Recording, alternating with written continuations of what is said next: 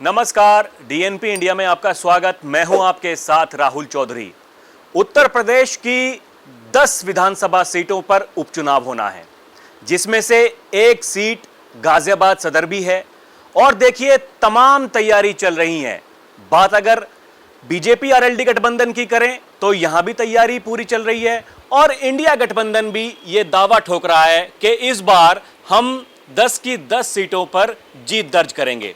तो अपने अपने दावे हैं, और सच्चाई क्या है वो तो चुनाव के बाद जब नतीजे आएंगे हमें तभी पता चलेगा। लेकिन फिलहाल तैयारी कैसी चल रही है, और खासकर गाजियाबाद सीट की अगर बात करें तो यहां पर बीजेपी की क्या तैयारी है, आज इन्हीं बातों पर चर्चा करने के लिए हमारे साथ में गाजियाबाद महानगर अध्यक्ष संजीव शर्मा जी मौजूद हैं।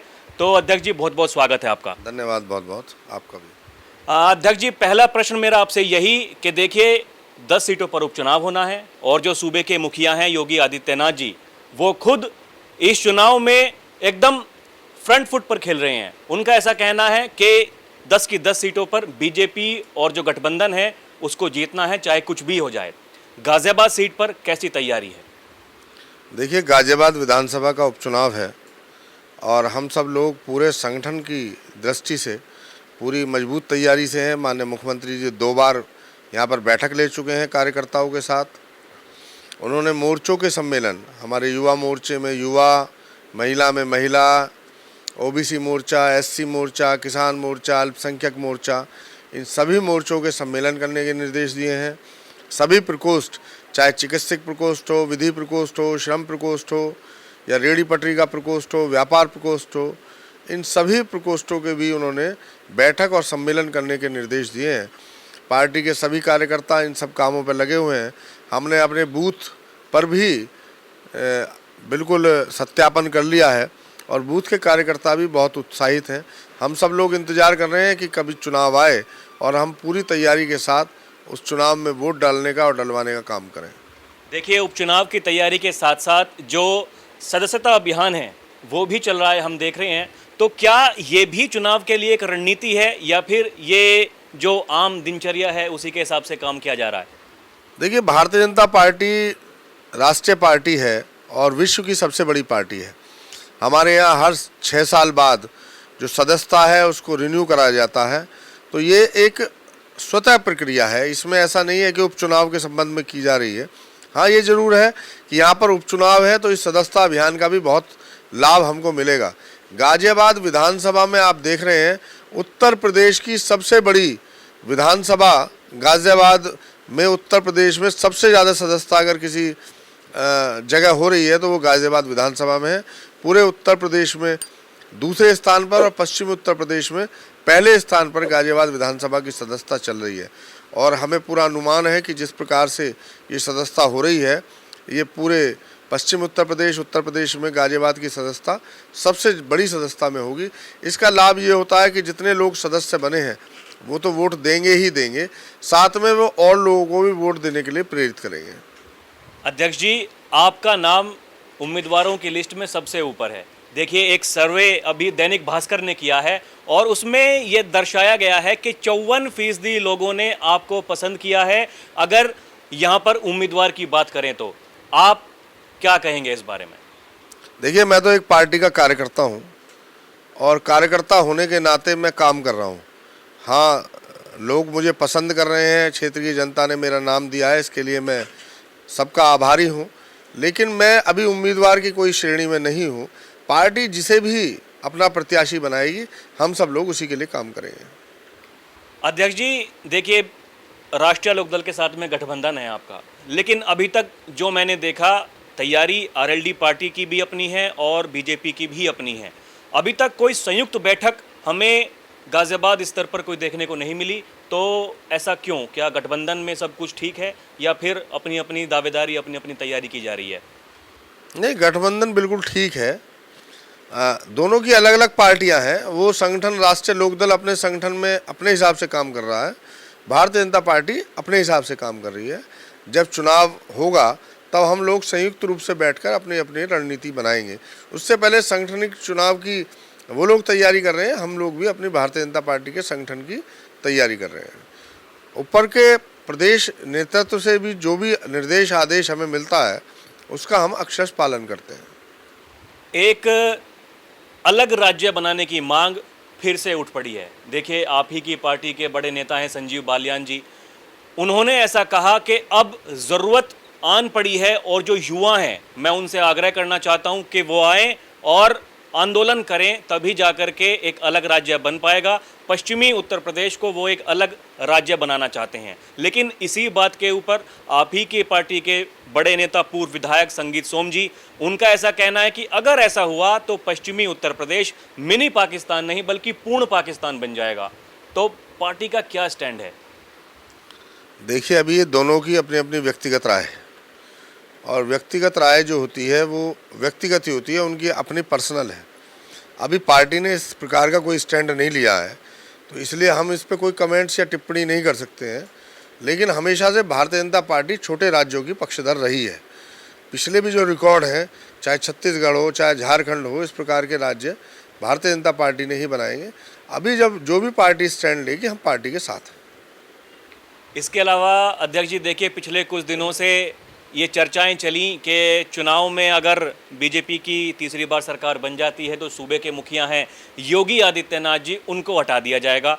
और हमने ये देखा भी, ये आवाज़ बुलंद हुई कि संगठन सरकार से बड़ा है, फिर वो आवाज़ धीमी हो गई और फिर से हम देख रहे हैं कि जो योगी जी हैं, सूबे के मुखिया हैं, वो जगह जगह जहाँ जहाँ विधानसभा चुनाव होना है 10 के 10 सीटों पर लगातार भ्रमण कर रहे हैं।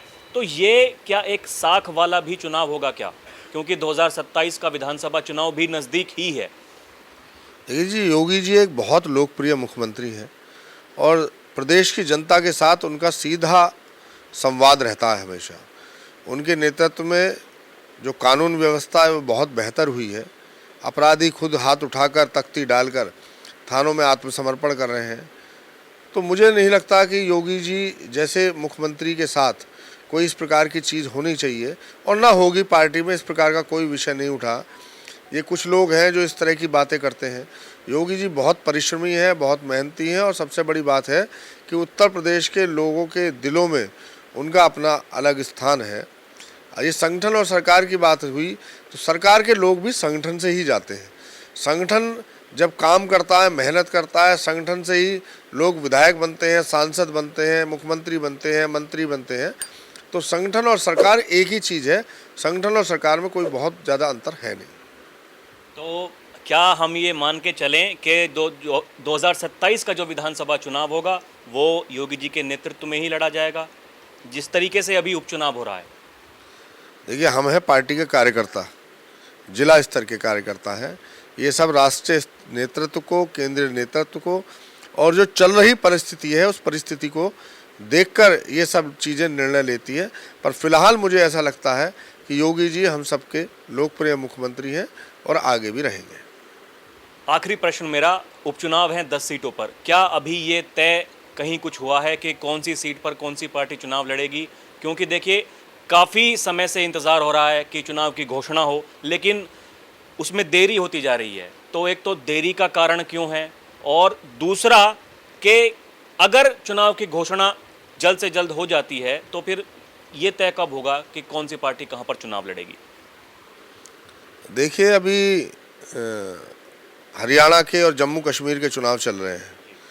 इन चुनाव को जैसे ही समाप्त होंगे, मुझे लगता है कि उत्तर प्रदेश के और जो भी उपचुनाव होने हैं पूरे देश के अंदर, उनकी घोषणा हो जाएगी। महाराष्ट्र के चुनाव की घोषणा होगी, झारखंड के चुनाव की घोषणा होगी। तो एक साथ सभी चुनाव संपन्न हो जाएंगे और देरी नहीं है। ये 6 महीने का, उनका 6 महीने के अंदर अंदर जो लोकसभा के सदस्य हुए हैं या जिनका निधन हुआ है या जो अयोग्य घोषित हुए हैं, उन लोगों का चुनाव 6 महीने के अंदर होना चाहिए।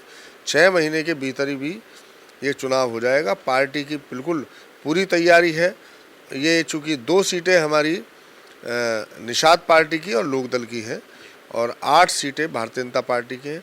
तो मुझे लगता है कि नेतृत्व 1-2 दिन में या 4 दिन में ये निर्णय ले लेगा कि कौन सी सीट किसको देनी है। लेकिन 3 सीट इसमें हम जीते हुए हैं और 2 सीटें हमारी सहयोगी पार्टी इसमें जीती हुई हैं। तो 5 सीट हम जीते हुए हैं, 5 समाजवादी पार्टी इसमें जीती हुई है। तो मुझे लगता है कि अच्छा परिणाम इस बार भारतीय जनता पार्टी के पक्ष में आएगा क्योंकि जिन लोगों ने अफवाहें उड़ाकर के संविधान को समाप्त कर देंगे, आरक्षण को समाप्त कर देंगे, जबकि हमारे देश के प्रधानमंत्री नरेंद्र मोदी जी संविधान को अपने सर पर रखकर और संसद में स्थापित करने का काम करते हैं।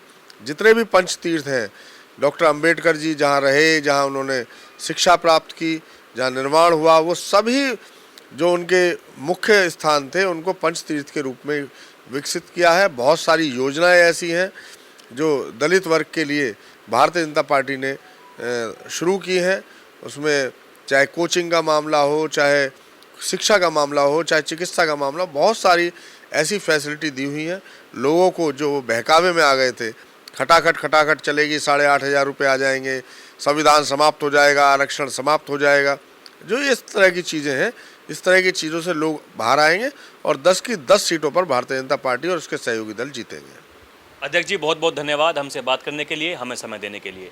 तो देखा आपने, यहाँ पर अध्यक्ष जी हमारे साथ में मौजूद थे और इनका ऐसा कहना है कि गठबंधन जो है उसकी तैयारी पूर्ण है और 2 से 4 दिनों में ही ये तय हो जाएगा कि कौन सी पार्टी किस सीट पर चुनाव लड़ने वाली है। और इस बार जो बीजेपी गठबंधन है वो 10 की 10 सीटों पर चुनाव जीतने का काम करेगी। जो नैरेटिव विपक्ष के द्वारा बनाया गया था लोकसभा चुनाव में, अब जनता उसमें नहीं फंसेगी और बीजेपी गठबंधन के पक्ष में वोट करेगी। बहरहाल आगे क्या होगा उसका रहेगा इंतजार। अभी के लिए इतना ही। आप देखते रहें DNP इंडिया। कैमरा पर्सन प्रिया के साथ मैं राहुल चौधरी। नमस्कार।